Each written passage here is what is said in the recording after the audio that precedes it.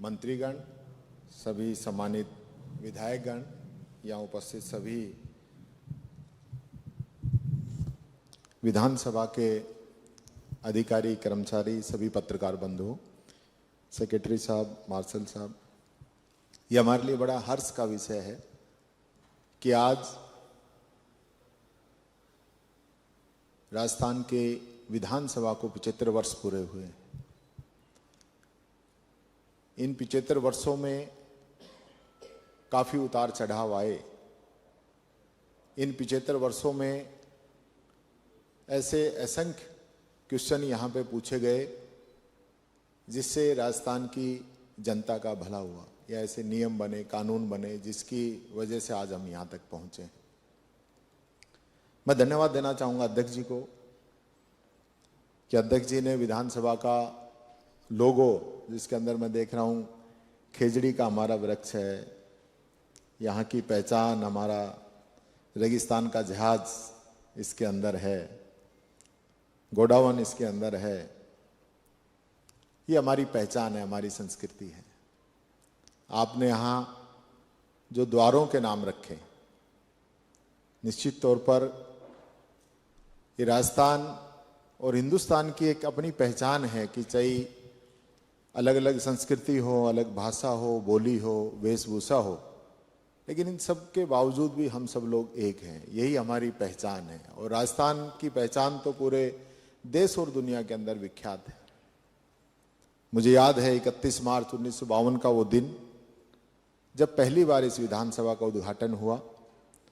160 member उस समय इस विधानसभा के अंदर थे और उस समय जो बीज लगा था आज एक वट वृक्ष के रूप में वो स्थापित हो चुका है और राजस्थान की जनता के लिए मील का पत्थर साबित हो रहा है।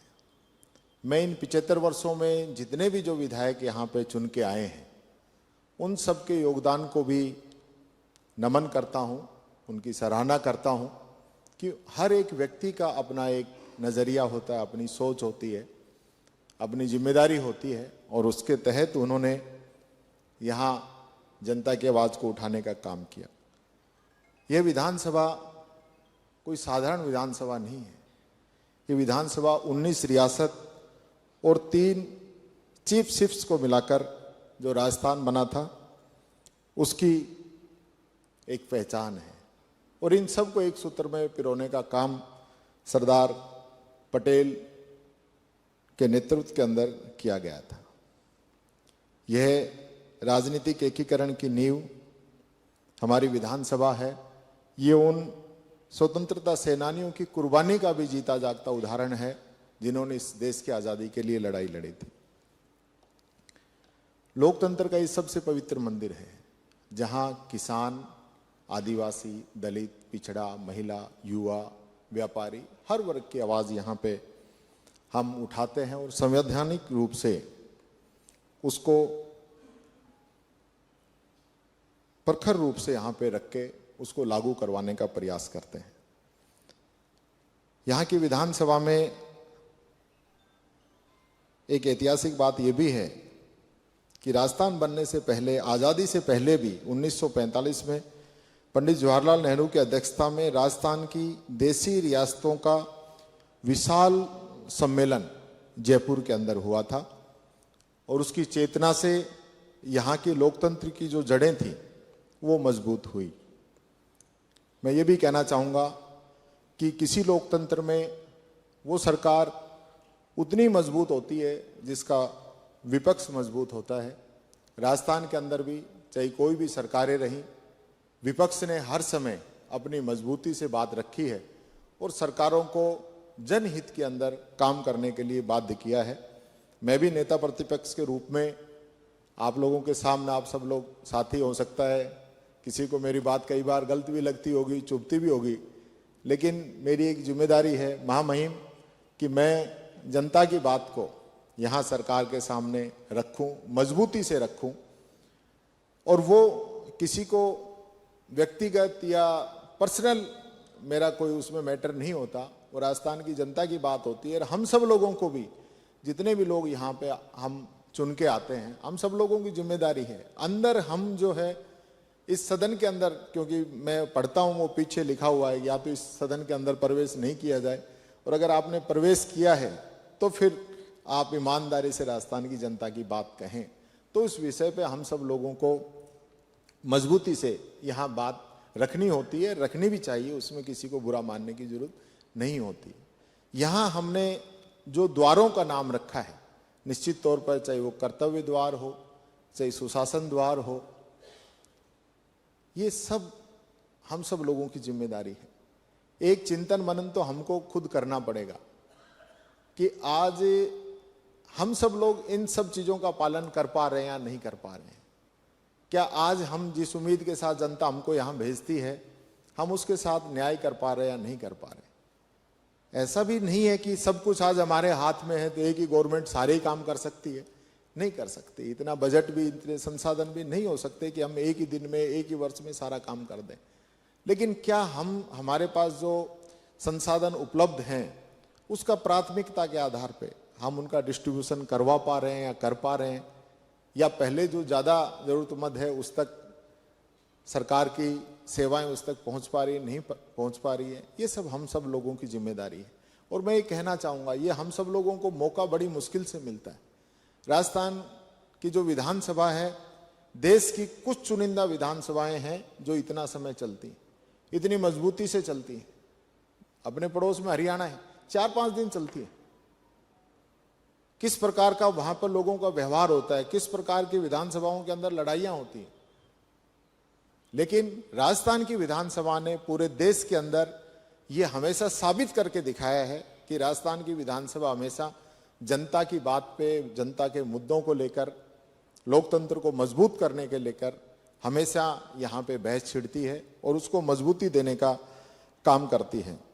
मैं ये कहना चाहूँगा कि 1952 में जब 160 सदस्यों से ये शुरुआत हुई, तो उसके बाद 1957 में 176, 1967 में 184 और 1977 में फिर इसके 200 मेंबर हुए थे, और आज हम सब लोग यहाँ पे मौजूद हैं। मैं यही कहना चाहूँगा कि हमारी प्राथमिकता हमारा संविधान होना चाहिए। आज हमारा संविधान हमें क्या कहता है? क्या उस संविधान के हिसाब से नीतियाँ, उस संविधान के हिसाब से नियम, उन संविधान के हिसाब से बजट का बंटवारा किया जा रहा है? ये हम सब लोगों की प्राथमिकता होनी चाहिए।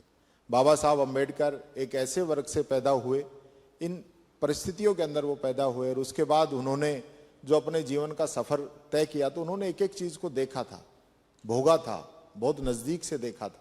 उन सब चीजों को जब उन्होंने संविधान के अंदर शामिल किया, तो आज कहीं ना कहीं हम सब देखते हैं कि आज भी हम 75वें वर्ष में हैं, अमृत महोत्सव मना रहे हैं। लेकिन आप देखेंगे कि आज भी 75 वर्ष के उपरांत भी बहुत से लोग ऐसे हैं, बहुत सा समाज का वो वर्ग ऐसा है जो आज भी पिछड़ा हुआ है। आज भी ऐसे लोग हैं जिनके पास हम 75 वर्षों में जो गवर्नमेंट की योजनाएं हैं उनका लाभ नहीं पहुंचा पाए हैं। आज भी हम जाते हैं तो लोग हमें कहते हैं कि साहब हमारी पेंशन नहीं जुड़ी, हमारे गेहूं में नाम नहीं जुड़ा, आज हमारा पानी नहीं आ रहा, आज हमारा बिजली नहीं आ रहा। तो आज भी ये स्थिति है। तो इसको हमें बहुत गंभीरता से विचार करते हुए, बिना किसी जाति के, बिना किसी पार्टी के, इन सब से ऊपर उठ के राजस्थान की विधानसभा का जो गौरव है उसको और आगे बढ़ाने का हम काम करेंगे। मैं अध्यक्ष जी को धन्यवाद देना चाहूँगा। अध्यक्ष जी ने लगातार जो है नवाचार किए हैं। इस विधानसभा को पेपरलेस बनाने की जो शुरुआत सीपी जोशी जी के समय में शुरू हुई, उसको आज पूर्णतया पूरा डिजिटल प्लेटफॉर्म के ऊपर हम लेके आ गए हैं, और ऐतिहासिक रूप से हमारी विधानसभा आज देश और दुनिया के अंदर अपना नाम कर रही है।